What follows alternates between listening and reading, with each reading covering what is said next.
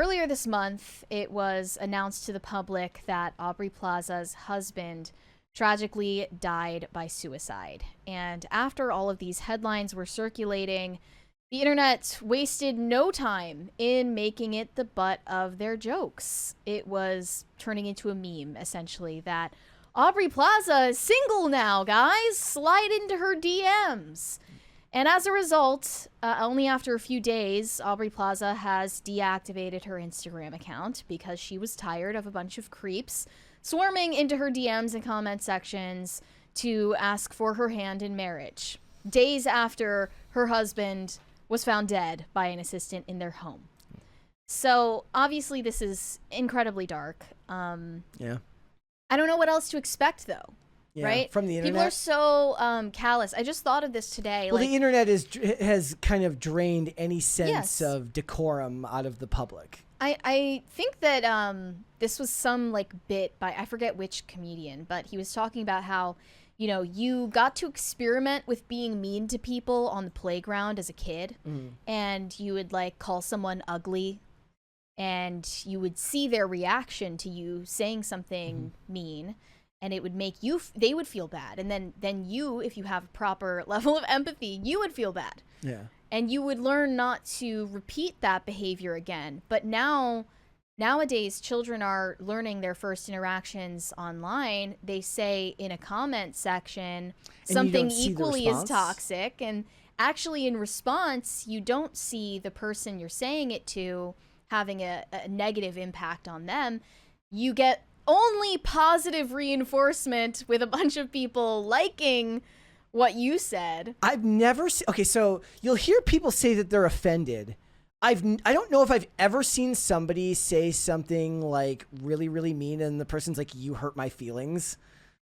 I don't know if I've You mean an online interaction? In an online interaction. I don't know if I've ever seen somebody say something really, really mean and then they're just like, you just genuinely hurt my feelings. No, that's what I mean. The whole medium of communication actually masks the person on the other end. Yeah. So this is how people are learning to communicate now. Yeah. And people are just, it's true, becoming more callous to other human beings and what they're going through. And it's not just that. It wasn't just creepy comments that were, hitting on Aubrey Plaza as a joke. Mm-hmm. There were also a lot of people saying things like she was to blame for not getting him help soon enough or something. Making many drastic assumptions. The most toxic Facebook mom group you've ever heard of. Yeah. People are just making the most insane assumptions about her relationship with her husband and coming up with reasons why she didn't do a good enough job to prevent this and why she might have been to blame for this.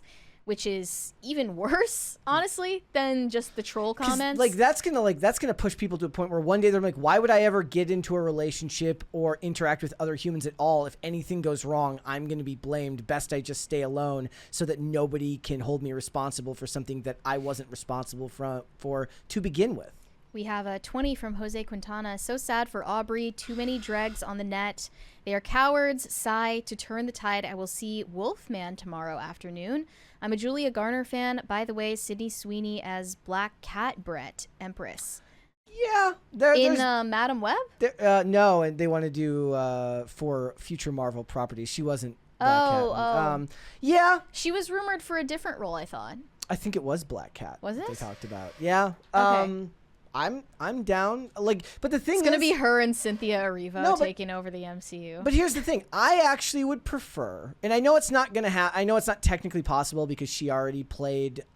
She was already in Madam Web, and even Glenn Powell was already in The Dark Knight, albeit The Dark Knight Rises, albeit in a bit role. But I would rather they just not do superhero movies and continue to pick their own avant-garde but commercially viable projects. Glenn Powell is currently working on a remake of The Running Man, so that could be very, very interesting. Sydney Sweeney should do the same. She should pick roles that play to her strengths, which isn't really acting, but there's plenty that she can do that will be financially viable. Arnie wasn't the greatest actor either. He never needed to be. She can find her own level of fame in her own way. I would rather they just avoid doing superhero movies. It feels like a step down for them. Well, she actually has more aspirations to do artistic projects. Thank you. I mean, I don't know if I see her as wholly artistic either, but you know. All right. One person observed here saying, man, it's weird you see people from the outside who seemingly have everything. Career, a beautiful woman, money, and they commit suicide. What more can a person want? Such a depressing thought. That actually doesn't seem weird to me at all because you just listed a bunch of materialistic things that don't last. One of the things that always happens whenever people talk about celebrities, what problems could they possibly have? They have money. Well, there's endless, and I do mean endless, examples of celebrities with issues with substance abuse and various other things because they're trying to fill a hole in their lives that they're not filling. And it always seems kind of a bit, there's a lack of empathy there where people believe that those who have money just don't have struggles. You know, certainly their struggles are different from that of the average everyday person. And it's very easy for a celebrity to appear disconnected from the average man or woman in how they talk and speak. But that doesn't mean that they don't have their own issues to deal with. I guess that people were just assuming their comments aren't read by Aubrey Plaza herself. Probably if not. she even runs her own social media. But seeing that she's deactivated her account so soon after, it implies that she did see these responses and wanted to run as far away from them as possible. Yeah, I don't blame her. She was also scheduled to be one of the presenters at the Golden Globes earlier this month and backed out of that responsibility following her husband's death. And I just saw like all of these tweets from guys talking about how it's their turn with Aubrey Plaza now that she's single. And I remember, do you remember when Zack Snyder's daughter committed suicide and he had to pull out of doing Justice League? When was that? 2017, 2016, okay. I believe. Around that time. And that was a big story at the time, you know. That's tragic. Yeah. Yeah. Did you see similar out of touch responses? Well, a lot of that was like there were people who were like, you got to finish the movie, man. Like, what? Yeah. People are nuts. That's absolutely insane. Yeah. People really said that. Yeah. Yeah. I mean, that wasn't the biggest part of the sentiment. And like, where do you get the audacity? And not, that wasn't like people in this space here. Like, you know, any rational person with any level of empathy understands that your family would come first. But things you would never say. Well, a lot of people also believe that Warner Brothers used it as a way to get him out of the film because they didn't want him involved anymore. And there was a whole discussion about that because they wanted to bring Joss Whedon in, saying it wasn't his choice. No, but they're saying that it was like they were probably overjoyed with this because they can now bring in Joss Whedon to Jossify their movie and add a bunch of crappy jokes that don't work in the tone of that film. Okay. But yeah, it's certainly a tragedy. But the internet being the way it is, I guess it's part of it is like how positive can a person even feel? Because it feels like most of the time now you have to either choose to accept that any level of hope in humanity is going to be seen as naive. And most of the people on the internet don't want to appear naive. Like the worst thing, like cynicism is this guardrail that you put up to avoid looking like you've been had. I would rather be a bit naive once in a while and have a little bit of hope than be constantly cynical all the time, even though that's kind of how I'm wired anyways, is on the cynical side. But that doesn't make it a good thing. It seems like Gen Z is mostly known for having this baked in cynicism and irony armor around them at all times. I think millennials started. I think that started with millennials. Millennials' only kryptonite for that was nostalgia. They would let down their guard around the concept of nostalgia, but otherwise, you never want to put yourself out there for real, lest people, make fun of you. I think that's why, like for me personally, the movies that resonate the most with me are the ones that dare to be just a bit sincere. Like a Twisters or a Top Gun Maverick, which is just like, hey, we're not going to lean into cynicism. We're going to have the guts to be sincere in our description. It's unapologetically just and what it is. It's rare these days. We have another 20 from Jose Quintana. By the way, Pam Bondi killed her confirmation hearing today. Okay, both of you, which superpower, X-ray vision, super hearing, or the ability to alter the elements? Long live PCC. Ability to alter the elements. Super hearing is what you need. Yeah, given that Actually, I can't. that would just be normal hearing. The thing, if I was given super hearing, it would probably just bring me back to normal. Yeah.